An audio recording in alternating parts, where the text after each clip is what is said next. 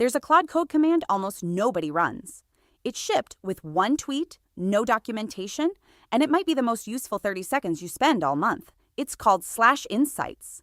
Type it, and Claude reads your last 30 days of work and writes you a custom report. Not your costs, not your project docs, your patterns, what you're doing well, what you keep doing the hard way, what you've installed but never use, and where the friction is. Think of it as a performance review you give yourself, built entirely on your own work. Here's what shows up. It opens with an at-a-glance card, the 4 things your coach wants you to see first. What's working, what you did right this month, pulled from your actual sessions, what's hindering you, where the time went, and it's the one I read first. Quick wins to try, 5-minute fixes, skills you forgot you had, and ambitious workflows, where this could take you in 6 months.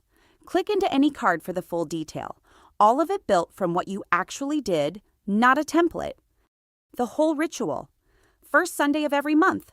Run it, read it once, pick one fix, and do it before Monday. 30 seconds to run, 5 minutes to read, one small fix. That's the difference between a system that drifts and one that improves. Because you can only operate what you can name.